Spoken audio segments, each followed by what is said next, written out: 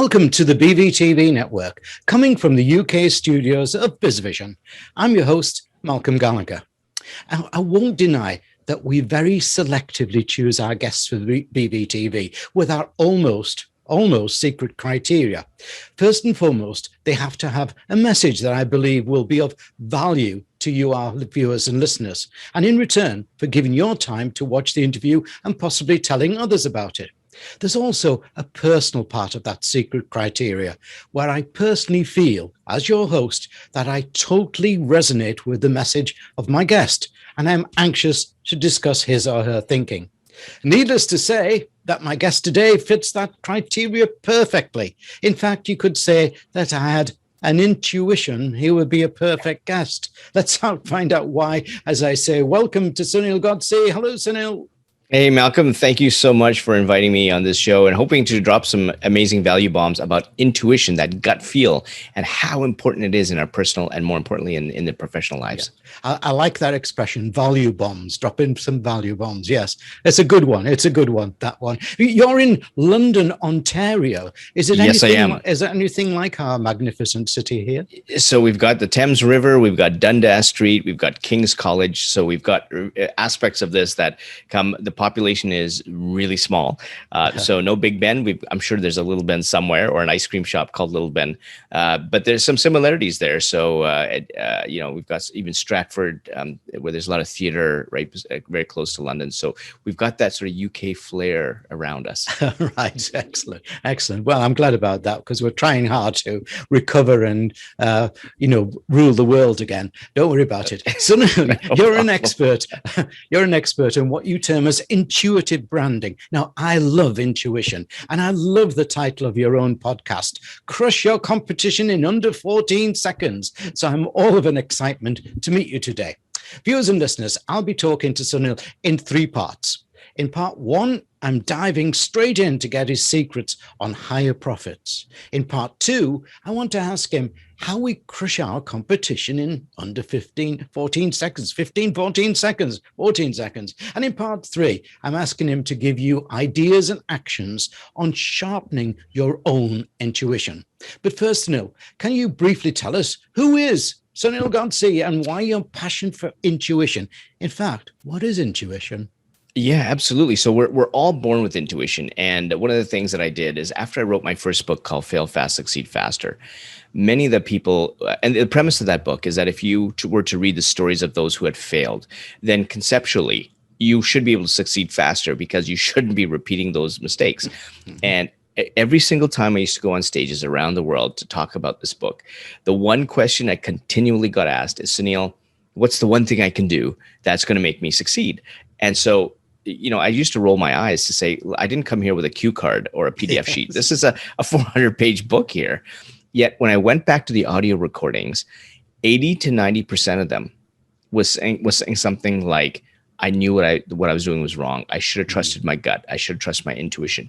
And that was the difference between success and failure. And so I needed to find an answer as to, okay, and I'm an ex-engineer. And so I had to reflect back on the times that, when did I kind of listen to my intuition? I distinctly remember when I was 5 years old, my dad told me that there were these video games that I couldn't buy because they're too expensive. And I distinctly remember this voice telling me, Sunil, go door to door to raise money. And I did. I raised, at 5 years old, I raised $200. $100 went to my dad and $100 went to charity, which I loved at the time. Yeah. And the times that I reflected back when I ignored my intuition, there were three distinct memories of mine that came up. One was when I was going into engineering. I was listening to my dad. As a South Asian male, there's four career doors: doctor, lawyer, engineer, or failure. Yes. And I wanted to be an entrepreneur. And so that was door number 4. Yeah. So I drank the East Indian Kool-Aid. I became the engineer, and I absolutely hated it. And so I ended up switching after 2.5 years because I got involved with a Mexican restaurant chain. And pretty soon I was making 5 times more in dividends than actually working full time in engineering. And so I quit. Another time I had a big contract down in Silicon Valley. The money was fantastic, yet the contract terms were changing, and I was ignoring my intuition because I was so enamored with the dollar amount. And my intuition was telling me, Sunil, back off. Yet I spent every single penny to go down to the US and they never paid me. And I came back broke to Canada. And the last, perhaps the most devastating situation was when I was in engineering. I had a good friend of mine that was being stalked at the time. And she was looking to me for advice. And my intuition was telling me, meet with her that afternoon. This is urgent. Yet I had a bunch of buddies convince me to go for beers and say, let's meet a couple of days later. And the very next day, that stalker walked up to her at a bus shelter and put a bullet through her forehead. Oh. And so now I said, okay, I really need to figure this thing called intuition out, because this is what happened to me when I ignored my intuition. And I started to look at the science, and there's so many things that happen. My premise was we're born with it. And so, if we're born with it, there was a study that said that infants as young as 2 months old have been shown to have intuitive capabilities. A neurologist had said that the neuroscience is increasing, and it happens much faster than we actually are consciously aware of it. And lo and behold, there's some papers saying that intuition happens on average 10 to 14 seconds, or sorry, 7 to 10 seconds before we actually make an action or take a decision. And when it comes to establishing trust, which is what intuitive branding is all about, trust happens within 10 to 14 seconds immediately. And there was actually a paper out of the UK that came out in 2017. 33 milliseconds that's how quickly you're able to establish trust with someone else. And this is by just looking at their appearance, their body language, how they talk, what they write. And in 33 milliseconds, or in under 14 seconds, as I say on my website, you're able to say, do I trust that brand? Do I trust that company? Do I trust that marketing message? And you may get me to stop the scroll, because a lot of people on social media do that. I find, wow, this is interesting. I like what's being said there. But when I look at the customer journey, my intuition is always on. And if there's a detraction from what I think you mean versus what's being said, my intuition is going to say, I don't believe you. I'm not going to buy from you. I'm going to go somewhere else. Or an employee is going to say, they're going to come in saying, I thought I wanted to work here. You don't have me really happy and joyful in what I'm doing in this company, or you treat me like crap, or you don't allow me to be creative, or you shut down my decisions. Any one of these conversations that are constantly going in their heads are going to say, I don't want to work for you. And so that talent goes elsewhere. Yeah. And Ask so you a quick question sure. here. Yeah. Might be slightly controversial, so we might just keep it between you and me here, or anybody else viewing. Do women have more intuition than men? They do. And so the reason is because it's in the neurons. So the neurons going between, so intuition works with the left and the right brain. Yeah. So obviously the left is a lot more of the right. The right is creative. The left is more logical. So what happens is women's intuition, the neurons cross both of the brain halves more than men. So they're able to integrate both sort of the creative elements and the sort of the logical elements quicker. Where men tend to be a little bit more riskier and more logical. They rely less on creativity. And of course, I'm generalizing here. Yeah, I understand. And so, and intuition is really about emotions and feelings. And if you look at the science, I mean, intuition, when it hits the brain, it hits the amygdala. That's the emotional center. And so it's sort of that balance of emotion and logic that really works together. And so where we get into the complexities of intuition is that there's two types of signals that we have: positive and negative signals. And so the positive signals are the ones saying, yep, go ahead. And so for a lot of people, that's like a feeling of flow, or the dots are connecting. And the negative signals, which actually start very subtle in nature, they have a tendency to get louder and louder as you ignore them. But I've had CEOs, there's a CEO that sees this omen behind his shoulder. And that's how specific these signals are, because each of our experiences are very unique. This omen that he sees on his shoulder is responsible for running 2 multi-million-dollar businesses back to back. And another entrepreneur who started to talk about the failures that he had, he never realized what his signals were, because nobody really asks that question. It's not a common coffee shop question. Hey, how's the weather? How are your intuitive signals? Like, people just don't really talk like that. Yet when he was starting to talk about the failures that he had, because he went in for the wrong reasons, like ego, fame, and money, he started to grab his left earlobe. And 10 minutes later, he says, Sunil, I just realized my negative intuitive signal is that my left earlobe pulsates with heat when I go against my intuition. And when we go back in time and time again, he remembers that left earlobe starts pulsating with heat. So we often gravitate to that gut feeling or that voice, but those are great as generalizations. We don't know if that's signal number 1 or signal number 3.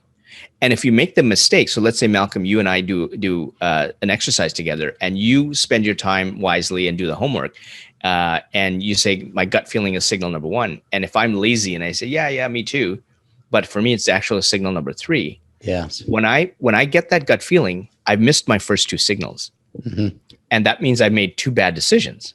Yeah. And so if I made 2 bad decisions, that could be me just stubbing my toe somewhere, or I could be headed towards bankruptcy. I don't know. Yeah. Do you think, though, people who don't use their intuition, they often are laggards. They're often too late in making a decision. So we're going to be careful with what too late means. That could be that they just need to rewind that decision again. They're relying way too much on logic, and they're comparing themselves to what can be, what if, the safest. They don't want to take risks. There's fear, and when that happens, you don't make those decisions. So even though your signals are saying you can go ahead and do this, that fear starts to creep in. Yes. And what they do, and there's 2 types of fear. You're either going to be eaten by a saber-toothed tiger, or you're not. Yeah. And again, it comes back to the science. That's the amygdala, right? It's positive or negative. Your signals are they positive or negative? So when that fear sets in, you have to take a step back and say, okay, why am I feeling fearful? Is this a good fear? And if you've done your homework on your intuitive signals, if that good fear is paired with a positive intuitive signal, you absolutely go ahead, because what you're fearing is fear of change, fear of failure, or fear of the unknown. And anybody getting out of a bad situation, a bad relationship, a bad business deal, or comfortable and making a new career change or pivoting their business, there's that fear. But that fear is backed up with a lot of experience. And so there's actually 4 types of intuition that work together to inform these signals. And I'll quickly give you a case study. The best way to demonstrate these 4 intuitive signals or 4 intuitive types is to take you through a case study of someone who is a non-believer. So one of my friends was John Rothschild. He was chairman and CEO of Care Foods, Care Operations. And so this guy was an investment banker, didn't believe in intuition. And I phoned him up and I said, hey, John, I'm doing research on intuition. Could I interview you? And he says, Sunil, look, intuition does not exist. I don't know what we're going to talk about. Come on down. You're a friend of mine. I haven't seen you for a while. I will chat and we'll catch up. So I'm going down. I turn on the cameras. And so he starts, I'm start telling him about the CEO that sees these omens and the entrepreneur that has the pulsating earlobe. And he says, Sunil, look, I would really love to shake the hands of these guys, but intuition is really about experience and decision-making. Anything in life is about experience and learning. And so now we're going to get into the 4 types of intuition. Right. The first type of intuition is called experiential intuition. And so remember earlier, I was saying that you're born with intuition. When you're younger, you make 5,000 to 6,000 decisions a day. When you're older, 28,000 to 35,000 decisions a day. Each one of the decisions that you make, each one of the pieces of learning and experience that you have, both formal and informal, are being put into the subconscious area of your brain like a library. And if you look at if an iceberg, 90% below water is the subconscious area of the brain, 10% above is the conscious. So you have these billions of data points of experiences, both good and bad. Failures are amazing because they inform your intuition to not do it again. So when your intuition is giving you a signal, it's based on a lot of learning and experience. And so if you get a positive signal, clearly you've done something in the past that's similar to that decision, intuition saying, go ahead. Yeah, even though you're fearful, it's saying you can do it again. And negative signal, the reverse is true. Sunil, don't do it again, because you know what? You did something like that in the past and it didn't work out for you. So it comes with a lot of experience. And so what I was telling John is that sometimes your intuition has you go against the data. And he goes, Sunil, that's very interesting that you mentioned that, because there was a situation where he was putting a franchise in, and a franchise, generally what his team did is he measured the franchise locations out on a 10-point scale. A 9 out of 10 meant that they put a franchise location like a McDonald's or Burger King or something like that. And there was a location that was a 5.5 out of 10. And so we're getting to the second of the four, called situational intuition. Mm. John walks into this area of Toronto, Canada. And even though it was a 5.5 out of 10, and they're looking at demographics and development in the area, traffic patterns, it was not very pretty. But something he was saying, something was telling me, now he's saying, perhaps my intuition, that we should put a franchise here. And he went against his team's advice and he put a franchise location. That ended up being the most profitable franchise brand called the Beer Market under his whole portfolio. Yeah. And then John's purpose changes. No longer does he want to be a coach anymore, run as an investment banker. He actually wants to start a business on his own. And so now we're going to get into the third of the four, called relational intuition. What relational intuition does is it filters the people through to only include those who really care about you.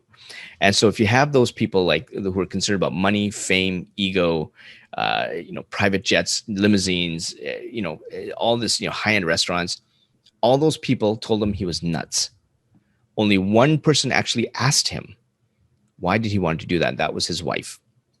Right. And then what John says, now I'm paraphrasing, this is an hour into the interview, from John starting our interview saying intuition does not exist. When I asked him about this situation, he says, Sunil, sometimes you can have all the data in the world, but at some point you have to rely on your intuition. And I looked at my wife and I said, you know what? This just feels right. There's the intuitive signal. And the fourth of the four is called creative intuition. That's the one that actually allows you to make the decision. And so if you're just eating a sandwich or turning left on the road, your creative intuition is pretty low. That's pretty mundane. But if you're going to do something super obtuse in nature, your creative intuition is high.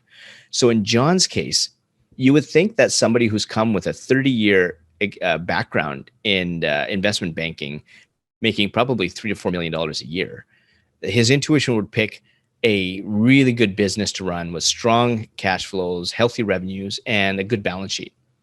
Not his intuition. His intuition says, here's a tiny bankrupt little restaurant.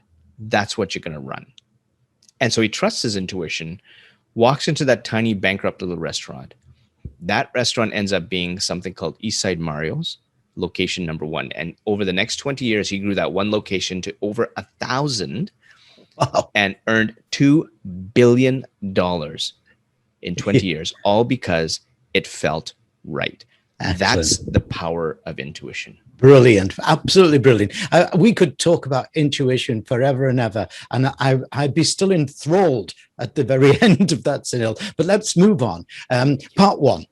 You have a secret to higher profits that I completely both understand, and I also try to practice it myself, though I do it out of, let's say, intuition rather than method. It all revolves around one word you say, and that word is empathy. So take us through your thinking here.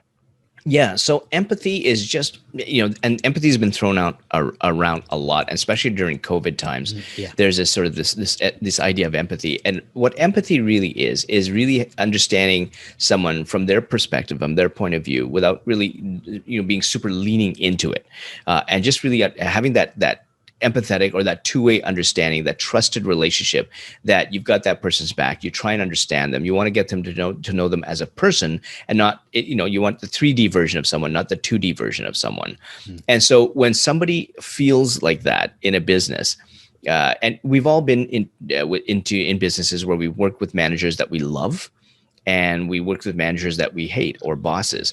And this is where that empathy comes in. So when you are actually working in a company, and you know that your boss or your manager loves you, or loves what you're trying to do, and gives you the right constructive criticism, and really cares about what you do, that is when you really, really want to work for that person. That's when you want to be productive, because you're at your best. And it's just really displaying that empathy, having that two-way trusted relationship. And that's based on intuition, because my intuition, again, between 33 milliseconds and 14 seconds, will pick up on whether you really care. So you can tell me that you care. You can take me out for beers or a coffee, but if your actions don't match the words, or you do things that go really against my values, or say something that goes against what you claim to be when it comes to being empathetic, then my intuition is going to say, this person's a fraud. Yeah. And it's black or white. And when that happens, I no longer feel secure. I no longer want to produce because I'm wondering, okay, if that person is lying to me about this, what else are they lying to me about? And as harsh as that may seem, that's what goes on in our brains and our minds. And when you look at Gallup, I mean, this is why about 80% of the people are extremely unhappy with where they work. You were saying earlier, 1 out of 4 people in the UK, because of COVID, really don't want to work for the people that they work for. And out of those 80%, 1 out of every 5 employees is actually stealing from you.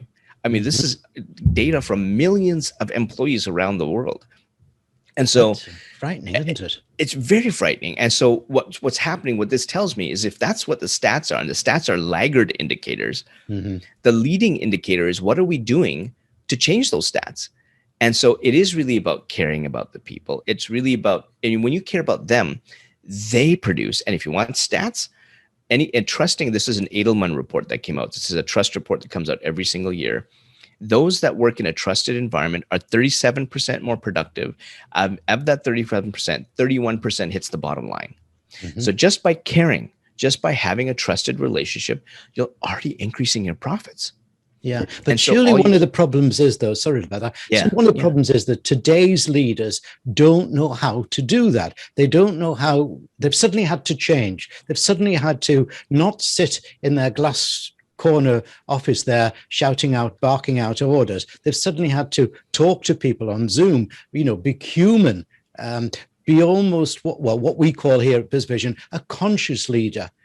They're lacking the skills to do it, aren't they? So I'm going to push back on that because respectfully, they don't lack the skills. When they go home and hug their kids, when they go out and have great beer or coffee with their friends, they're being a person. They have empathetic relationships with the people around them. What happens is they seem to switch that off and they get into the office and some rational part of their brain says, I got to be like this robot. This is what's been done in the past 30 years. This is how I was dictated to when I was working. This is what my other businesses are doing. These are what other people in conferences are doing. So they themselves are empathetic in every other area of their life where it matters. They just don't cross over to the professional side. And intuition does not care about personal or professional situations. Again, we're at the base. This is at the amygdala. There's no capacity for language. There's no, all it says is this is right or wrong. This is empathy or not. This is trust or not. And so whether you're in a coffee shop, in your office, or at home, or going out with friends, that empathetic relationship is the same thing. And so all you need to do is just be like that and just care and get rid of those mental models that you have. And what happens is when they start to do that, then what happens is you see the results of that. And so a really good case study of mine is that there was a company I was consulting and they were struggling. They had $400,000 and they were going down quickly, and they brought me in to turn them around. And I'm kind of known as a bit of a turnaround specialist in my younger days. And so I said, okay, first of all, the first thing I noticed right when I had the first meeting with them and the employees, there was zero trust with the management. And you can see by the pushback, the comments, you can read my intuition's reading the body language and stuff. There's just no trust. So I just told the 2 co-CEOs, I said, you have to back off. My decisions are my decisions. If you want this ship to start floating again, you have to give me that trust and I put that in the contract. And so on day 1, the first thing I did was I increased all the salaries. So now the 2 co-CEOs are going, oh my God, we're struggling. We have cash flow issues. And here this consultant comes in and increases the salaries.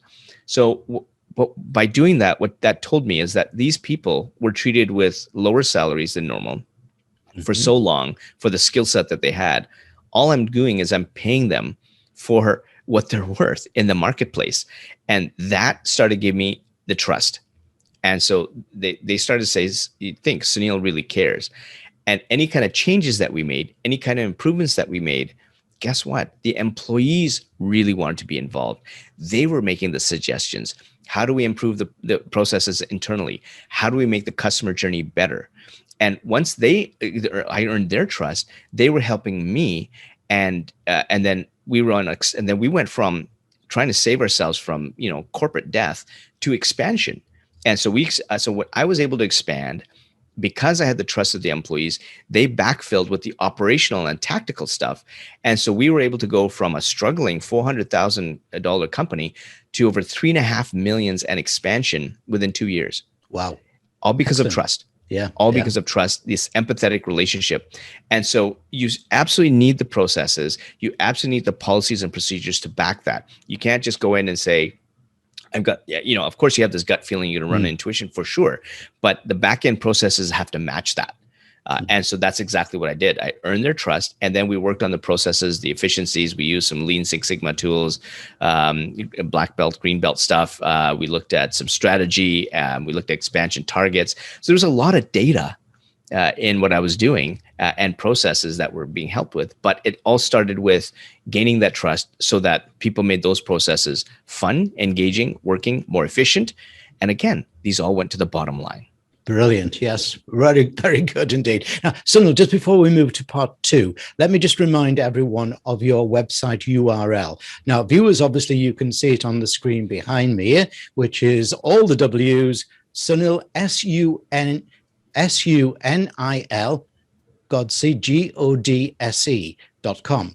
SunilGodse.com. For listeners, let me just do that again. Listeners, as always, you should have your piece of pencil and paper ready. And it's all the W's, Sunil, SUNIL, Godse, GODSE.com. Now, Sunil, on your picture on the set behind me, you're holding 2 books. Tell us about them, what they'll do for us, and how do we order them? Yeah. So the 2 books I was just talking about earlier, the Fail Fast, Succeed Faster, was the one that was the original one that really kind of kickstarted my journey. And again, the premise of that book is that there's 75 stories of failure. I've interviewed over close to 300 business executives and entrepreneurs on why they failed. And the premise is that if you were to read these stories for all the way from starting a business all the way to expansion, then you should be able to succeed faster, because here's someone that failed. Here's their personal story of how they failed and why, the theory, and then the case study. So therefore, I can start changing the way I do business to succeed faster. And in fact, it's helped a number of businesses, help someone not get into business because they realized they didn't have a business idea. And it has accelerated a couple other companies because of the stories in there. And Gut came about after I was speaking on stages I was telling you earlier. And this is when I started to look at the science of intuition. So Gut came out into really kind of understanding, okay, what is intuition? How do we trust it? And how do we apply it? How do we take it forward? So that book has a lot of the sciences. It talks about the 4 types of intuition. It talks about the values that you need to align with. And I've broken the book into, the first half is the personal situations, and the second half is basically corporate intuition. And so those are the 2 books there. And you can order that if you go to sunilgodse.com. You can easily see there's a link there, or you can go to Amazon. Gut is also on Audible. And you can go to Barnes and Noble. So any place that you go online to shop for books, those 2 titles are available. So you don't necessarily have to go to the website. Go where it's most convenient for you. Okay. But the website, I do suggest to people just go down and learn a little bit more about what we're talking about today. Now, I want in on this next one. A simple question. How do we crush our competition in under 14 seconds? And why 14 seconds? So 14 seconds is the top end. And based on the paper, it's actually 33 milliseconds. And so we were talking earlier about empathy. Yep. When you get into that empathetic role, when you really, really care about the people around you. And so when it comes to even, let's look at the employees. If you look at employees, if you're starting to hire the right people that care about you, first of all, as a leader, what you've done is you've strengthened your intuition. You've optimized your intuition. And the core values that you have are really about, why are you running this company? What's the purpose? What's the mission? And these have to be feeling-based core values, because those core values drive the behaviors of who you want on your ship. And so, and when you hire the right people, you have that empathetic relationship. As I mentioned, the stats there lead to productivity, but these employees want to learn from you. They want to work from you, and they want to produce for you. And when it comes to customers, when you have your mission and your core values out there, they say, I love that company. I want to work for that company. I want to buy from that company, and I'll continue to buy their products and services. And you've got some good examples. Nike's a really good one, where they put out a lot of these statements, and people thinking that the sales go down, their sales go up, because people are identifying with their their statements, what they put out, what they stand for, and then customers start buying from you. And so when you have employees wanting to work for you, customers wanting to buy from you, that's a stat based on that trust. And that trust is where it takes under 14 seconds to establish. And that trust is always going on. So you need to be there 100% with those same core values. You got to act it. You got to be that way in a very authentic way, because any inauthenticity, that those employees are gone. Yeah. The marketplace is going to hear about it, and those customers are going to look elsewhere. And so that trust is established in under 14 seconds. And when you can essentially do that, you crush your competition. And with that case study that I used, we were in the physiotherapy health market. And so if you want to take a look at comparing our competition, the average physiotherapist, the average physiotherapy business in Canada makes about 250 to 300,000 in revenues, maybe sometimes touching $500,000. Each one of our locations was making close to $1 million. Wow. They were not even close, because we had such a tight-knit staff. We were taking customers from the people around. We actually forced other healthcare centers to close, because once they heard about what we were doing, once they heard about the fun that was happening it was really fun. We had people booking appointments as physiotherapy appointments together. We would have whole lines of people that were, colleagues and friends that just met either previously on a previous visit. And so we have these swaths of people coming in because they loved to be at our place, and they're getting physiotherapy treatment. They're getting massage therapy treatment. The staff are super friendly. Everybody's having a great time. It was a party. Yes. And so none of the other stale businesses, physiotherapy and massage therapy places, could even offer that. And so we crushed the competition, and we continued to do that until I left. Brilliant. I like that. I think in a small way, my wife is doing that, because she's taken over a Victorian tea room here where we are in the northeast of England. And beforehand, it was doing, it's only a very small one. It was doing less than £100 a day. And now she's tripled that, because everybody wants to come in and have a laugh, and we continue the social media and the story, and and talk about the today with the Olympics, that the chef makes a brilliant omelette by shot putting the eggs into the pan, and people just want to be part of that humor, which is nice, isn't it? Absolutely. And I mean, it's all about having fun. I mean, I'd love to, if I hear about those kind of things, I want to come to that tea room, yes. Right? And it's because those are the stories that really pique our emotions, right? Yes. And so when you're being empathetic, when you have those core values that you really care, you're really dealing at an emotional level, and your intuition's at that emotional center. And you're saying, yes, I love this. This is where I feel good. And yeah, you're selling tea at the end of the day, or you're having coffee, or you're selling books, or whatever it is. But at the end of the day, I feel so good buying from this company, being here, talking with these people. And I know the owner cares. And so where am I going to spend my money and my time? At the tea room. Well, as we said as well, here at BVTV, we've got our secret criteria on choosing guests, and you're already proving to be the perfect guest, Sunil. Let's move to part 3. Let's dive deeper into intuition. I mean, I can't get enough of intuition. I just think it's fantastic. Can you give us a few ideas and actions? Because, I want viewers and listeners to leave at the end of this show and actually put something into action. Give us some viewers and actions on sharpening our own intuition. Absolutely. So the very, very first thing that you want to do is really tap into that experiential intuition I talked about earlier. Yeah. So you take a piece of paper and you write down what are some of the decisions that you made in the past.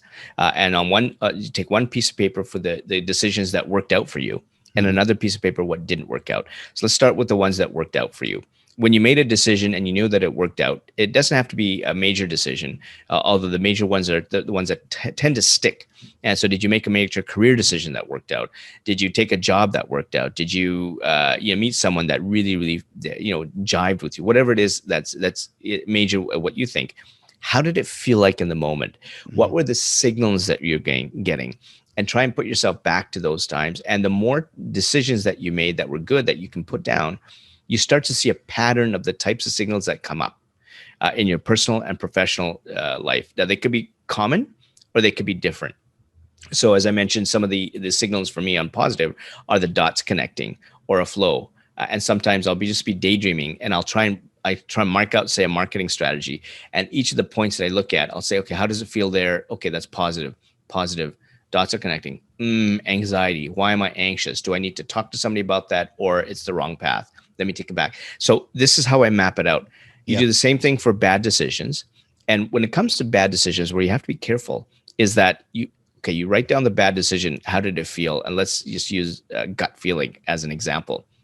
Was that the first decision, or was that the fourth decision? So was there a decision that preceded it that was bad, and that preceded it that was bad? And so the more time you take to do this inventory of signals, now you have your basket of positive signals. Now you have your basket of negative signals, and then you test it. Make a decision. What does it feel like? And you should have either a positive signal or a negative signal coming out. Remember, it's black or white. That's just it. It's on or off. It's good or bad. And then if that leads to a bad decision, then you didn't do your homework properly. And so that's okay, because if it led to a bad decision, what they felt was a negative intuitive signal that you should have added to the list. And so what happens is, over time, you're going to get this robust set of signals. And then every decision you make, you'll be thinking about, how does it feel? And it's going to take you a bit of time to sit back and think about it. But again, over time, that just becomes faster and faster and faster. And remember, we're talking about milliseconds. So when you start making bigger decisions later, you just make it, and you don't really care about what other people think. You don't really care about what society's rules are. You're making that decision for you, because this is your journey. It's your thoughts, your views, your beliefs, your business, the type of people you want in there. It has nothing to do with anybody else but you. And those are decisions guided by your intuitive signals. And you just keep doing this again and again and again. Yeah. I absolutely brilliant. Well done. Well, excellent there. So don't forget, viewers, listeners, when you finish this, when we finish, you're going to do something about it. My guest today should have your brain buzzing. It's just certainly got mine, and make you feeling competitive, ready to take your brand and business to the top. But don't let the feeling stop there. Take action.